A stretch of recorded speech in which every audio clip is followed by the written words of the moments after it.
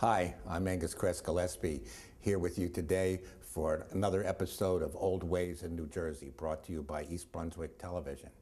We're very fortunate to be once again in the Woodlawn mansion, late home of James Nelson, and we're in the Caucus Room where there's a historic china cabinet, and we're very fortunate we got special permission to open up the china cabinet and take a close look at the contents today.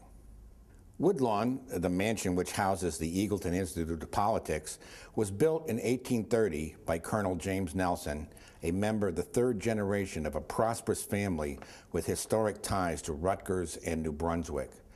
The tradition of hospitality and lively conversation, long associated with the Nelson family, is maintained in present-day Woodlawn, where students, scholars, and political practitioners come together to exchange ideas and explore mutual interests. Let us take a closer look at the historic china collection in the Caucus Room of the Woodlawn Mansion.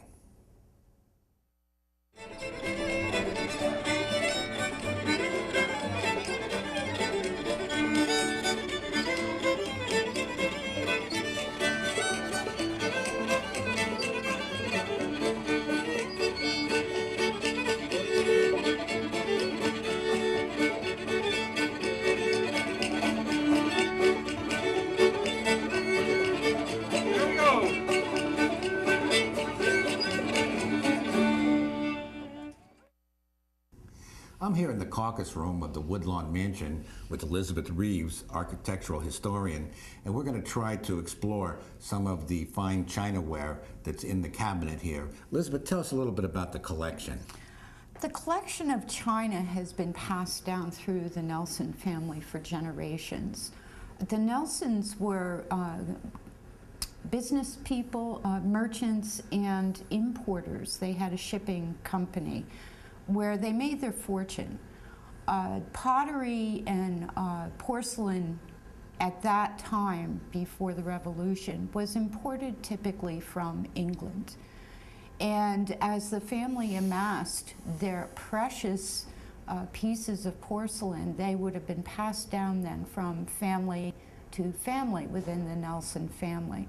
Consequently, there are 3 centuries of china in this closet, 18th, 19th, and 20th century. Elizabeth, I read that the export china coming out of England, shipped to America, was a little bit thicker and heavier than the domestic product in England because it had to withstand the rigors of shipping. That's correct. There's actually 3 different varieties of china. First of all, the term china developed because porcelain and the shaping of porcelain into tableware was developed in China itself. So as it was imported out of China, people started to call it china. So we still have that with us today. I guess the Chinese discovered this white clay that made this high quality porcelain, and for a time they had sort of a monopoly on it, but eventually the Europeans caught on as to how to do it. The Europeans didn't catch on until the early part of the 18th century, and the trick... It took them a while. It took them a long time. Because there was a lot of chemistry involved in developing fine porcelain. And the Chinese weren't eager to share the secret. No, they weren't. No, they weren't. It was the availability of clay, first of all, that designated where the areas of porcelain production could happen. But it was also the admixtures. Porcelain is not pure clay. And depending on the admixture, you either get a thick paste, a thin paste, or bone china. So that is how they're designated. Now, the thick paste was brittle and more likely to chip. The thin paste was far more likely to ship better without breakage. Bone china, of course, is very fragile. Whichever the case, porcelain itself is very thin and very translucent. Typically speaking, the more translucent the porcelain, the higher quality the porcelain is. Okay, let's take a closer look at the first selection here. Very good. This first selection of china is actually from the United States, probably just prior to the adoption of the eagle as the national symbol of the United States. The porcelain itself was more than likely imported from England. Once it got here, it would have been hand painted, and you can. Are you sure it's hand painted, not a decal? The reason I believe these are hand painted is because there are variations in the depiction of the eagle on each piece of china. We have varying colors in them. We have varying, for example, lengths of the ribbons. The wingspan, the details in the wings, and so on and so forth. Now, when they hand painted the china, it would be reglazed so that the application of the hand paint then became part and parcel to the porcelain. Elizabeth, give us an idea roughly, how would you date these pieces? This piece I'm dating because of the adoption of the bald eagle as the national symbol in 1787. The eagle on this porcelain, first of all, is not a bald eagle. It has a brown head. Okay. The other thing is the ribbon on it says, "In God we hope," when in fact the motto on the eagle's ribbon is "In God we trust." So these were probably fabricated with the knowledge that the eagle was going to wind up as the national symbol, but before it was finally adopted. And before the slogan, "In God we trust," was adopted. That's correct. Because it's close, "In God we hope," but it's not quite official He yet. probably had an idea, and by he, I mean James Nelson the First. Yeah. Probably had an idea of what was coming down the pike, however, didn't quite have it correct. And now, the Nelson family was very wealthy. It would only be the wealthiest of the citizens here in New Brunswick that would even have porcelain. And let me ask you also, on the shield I see an anchor. How do you account for the anchor? The anchor actually represents the Nelson family because they were in the shipping industry. A great deal of the porcelain and china in this cabinet is from the Minton Pottery Works in England. How do you know that? On the back of a lot of the pieces is actually a trademark of the company. And the Minton Pottery Works was located in England. They were a major producer. This is conjecture, but my guess is the Nelson family had some kind of agreement with them to ship their pottery to the United States. Perhaps they were licensed importers, so to speak. That would be my guess. Yeah. Let's take a look at another exhibit. Elizabeth, this appears to be a rather early inkwell, highly decorated, and has a farm scene at the back there and a tavern scene on the top. Tell us a little bit about this inkwell. Yes, this piece actually has a date on the back of 1775. So it's very early. It's very, very early on. Companies, particularly Wedgwood, and these companies were in business since the middle of the 18th century. Manufacturing boxes was a very common occupation of these pottery companies. They were very easy to make and form because they had some structure to them. But this little inkwell actually gives us a really good idea of the culture in 1775.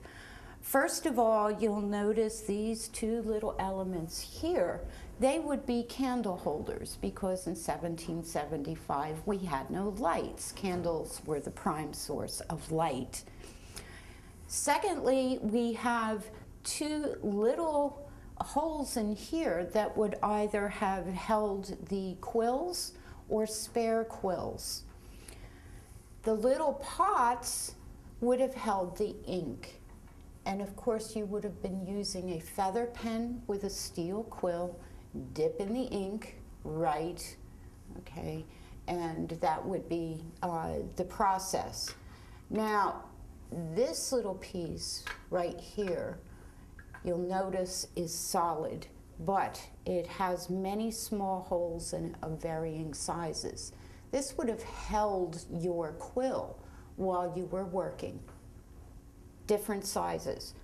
And on top of it all, we have a little storage box for holding various and sundry items involved in the writing process. Maybe the steel points. The steel points could have been in there if they were using some kind of a sand dust to spread over the ink until it dried, could have held that.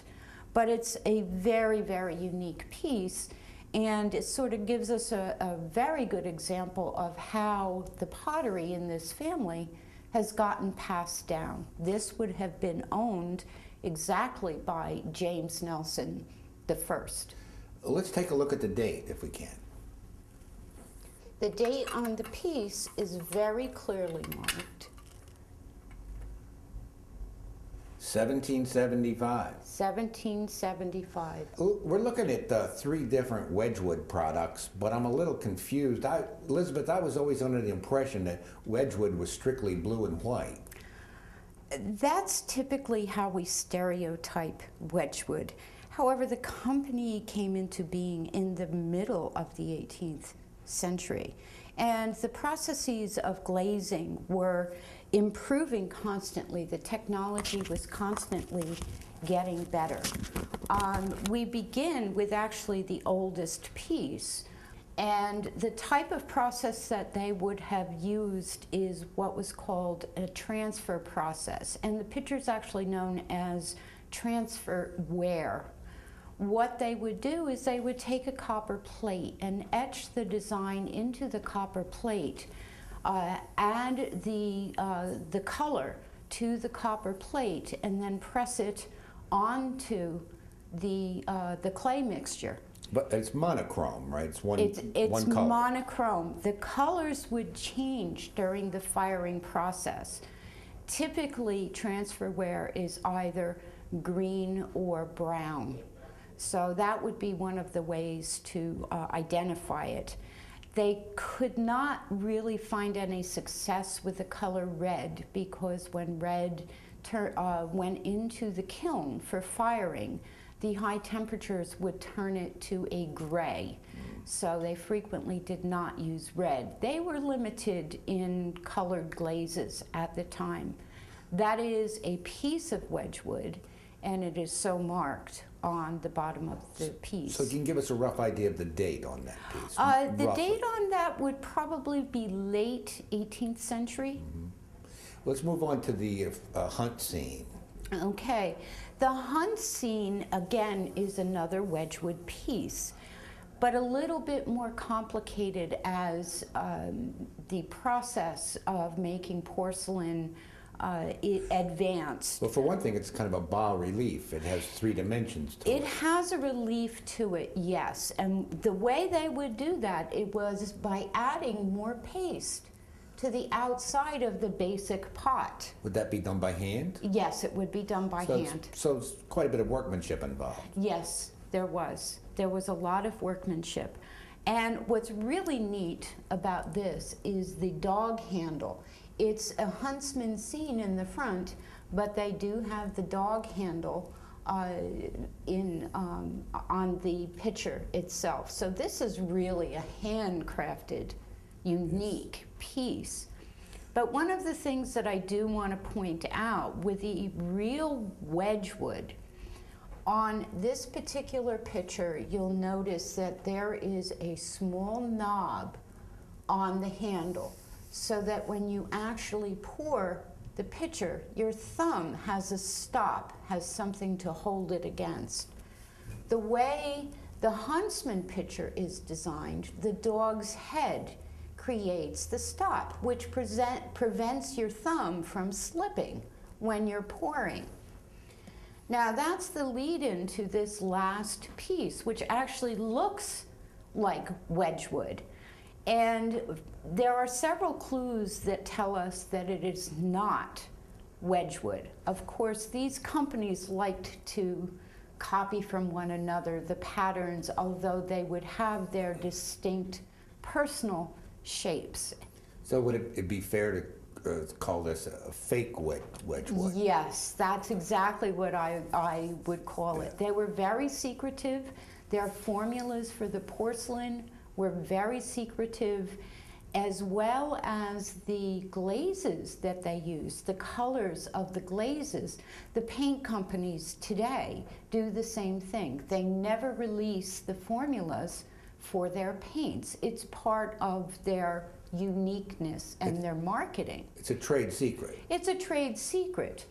But several things about this piece, even though it appears to be Wedgwood, of course there is the allegorical theme on top of the basic shape, and you can see the basic shape is the same basic shape as the huntsman scene. The spout is elongated, which varies significantly to the spout on the other pictures. Also notice the eagle feathers on the spout, which sort of indicates that it was probably manufactured here in the United States. There is no mark, potter's mark, on the bottom of the piece. But the other element of importance is the fact, even though they have a thumb stop, the thumb stop is forward, moves forward, rather than backwards. So as you're pouring from the pot, your thumb is slipping forward because there is nothing to hold your thumb in place from behind. So it's a poor copy in that sense. It's a different copy. I don't know what trademark and licensing laws were like back then, but there was a lot of integrity in the business. It was an art form, and people would copy, but they didn't want to replicate. Yeah. The one last thing about this pot is the color, which we call Wedgwood blue now, is glazed with a bright gloss. Wedgwood typically was not glazed with a bright gloss. It was left as a matte finish. Very interesting. Let's take a look at another exhibit. In the mid-19th century, along the Atlantic seaboard, the merchants were developing very fast clipper ships, such as the Flying Cloud.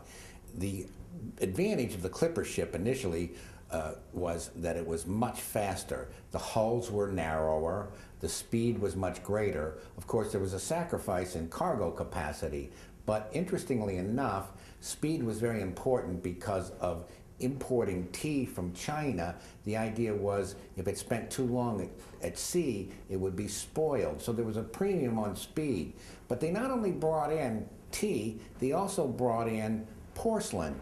In fact, in the 1850s, there was a big fad for Chinese import porcelain, so much so that some American manufacturers started to make their own versions of Chinese-inspired designs, which we since called chinoiserie. And I think we have a good example of both the real thing and the American imitation chinoiserie. Elizabeth, tell us a little bit about these two pieces. Yes, these two pieces are actually very, very interesting. The first piece, this little dish, is a cookie plate. And Mr. Nelson III, the last Mr. Nelson, loved company. And every time he had company over late in the afternoon, he offered coffee in one of the little coffee pots and the little coffee cups and a plate of cookies Perhaps he or liked little cookies. sandwiches. Yes, he loved entertaining his company, was always very sad when he left. But this piece, and you can see, it is actually a very simple design on it. It doesn't have all of the gold leafing or whatnot, and it has a very accurate picture of life and the culture in China. But this little piece, this little vase here, is indicative. Remember, porcelain developed in China before the birth of Christ, and they had been decorating China forever. So eventually the allegories of the Chinese images, the Chinese culture, snuck into the Western culture. We're 1850s, 1860s, we're starting the age of enlightenment. And power was signified by knowledge, travels, and collections. So this type of porcelain was very, very popular amongst the wealthy, whether they traveled and picked it up themselves.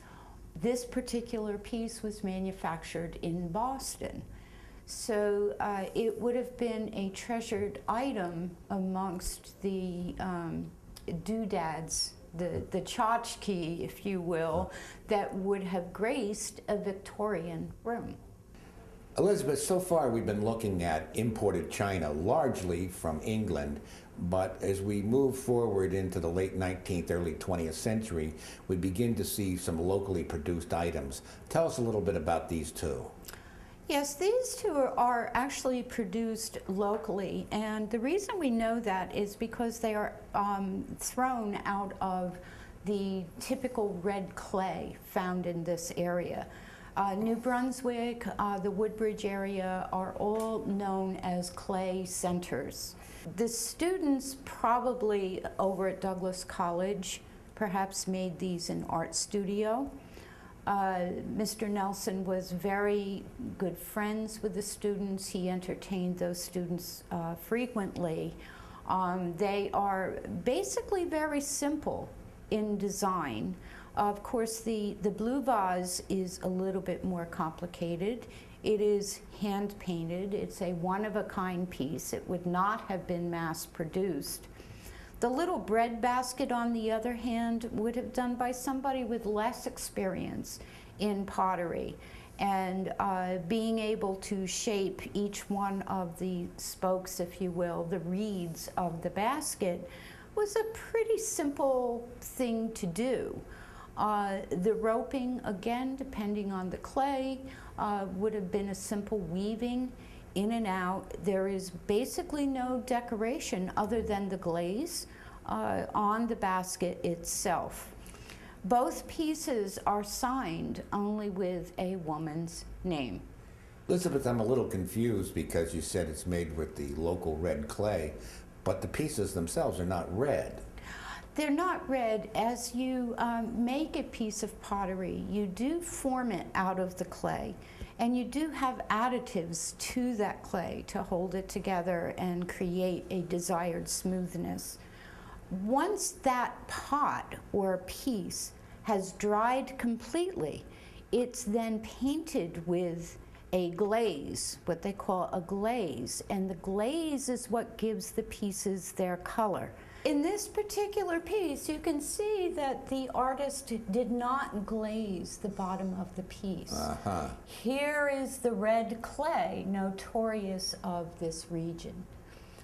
In addition, on this piece, you can also see the signature of the artist, whose name was Nancy. Very nice. Let's take a look at this unusual piece. It seems to be a butterfly which is lit on a log, possibly a pen holder. That's what it appears to be, but no discussion really on porcelain would be complete without looking at the small figures that were produced by the pottery companies. This one actually was imported from London. It was made by the Good Company, and it appears to be a pen and blotter holder, where the quill pen actually would have been placed inside the little log, and the blotter itself, because you're working with ink, would have been held in between the butterfly wings. But making figurines was very, very popular, and very popular with people, again, as decorations for their homes. sort of collectibles of a sort. They were collectibles. They were relatively inexpensive. They were useful items, and people enjoyed having the colors in their homes. Very interesting. Thank you. Elizabeth, we've discovered in our investigation of the Nelson family chinaware that most of it was imported from England, and most of that was from a single company, the Mitten Company, founded in 1793. Tell us about these examples from the Mitten Company. What we have here is a collection of the range of product that the Mitten Company produced. Each pottery company tended to have its own shape of the pottery, the porcelain that it produced. So this shape on the aqua plate was Mitten's standard. That was their trademark. Would you call that a scalloped edge? Yes, it's a scalloped edge. No other companies had the scalloped edge, but not the same. This has it's a dual look. Yeah, very distinctive scallop to it. In addition, with the laced edged plate, you'll notice that it has the same scalloped edge in the decoration. What date would you assume this to be, roughly? Perhaps the latter half of the 19th century? The latter half of the 19th century, you know, with the development of steam engines, coal production. London was being heavily industrialized at the time. Obvious advance over the earlier forms is these are multicolored. That's correct. Improvements in the glaze, in the colors, they're becoming more personalized at this point. I also wanted to point out, and you can see from the cabinet, Mrs. Nelson, James III's wife, was a well-known horticulturalist. She loved to garden, and she developed several new kinds of roses, hybrid roses, out in her garden. So approximately half of the porcelain in this cabinet is of a floral design. The other half of the plates tend to be of natural designs. So in the aqua plate, we have birds, and you'll notice in the series, each plate is a little bit different. In the front, in the teacups, we're looking at the range of where Mitten could take its pottery. In this particular very graceful little teacup, this would be used for fancy occasions, but you'll notice that it is gilded inside and out, and that is indeed a gold glaze. Expensive. Expensive. This little cup, on the other hand, is very simple, a completely different kind of porcelain, much more durable, and would have been used for everyday uses. Finally, we have this little cup, and again, notice the scalloped edges is represented of Mitten's scalloped edge. It does have some minimal gilding on it. It is a floral design, and it is also, again, of a heavier porcelain. A cup like this might have been used for afternoon coffee for guests, whereas this might have been used for morning coffee, and this would have been used for holiday occasions. Elizabeth, I want to thank you for this wonderful introduction to the James Nelson Chinaware collection. It gives us a really great window into the past and the lifestyle of a wealthy family in New Brunswick over 3 generations. Thank you so much. It was certainly my pleasure, and I hope everybody looks in their china closets to see what they might have. Taking on the Antiques Roadshow. Oh yes, here we go. Yeah. Thank you again. Thank you.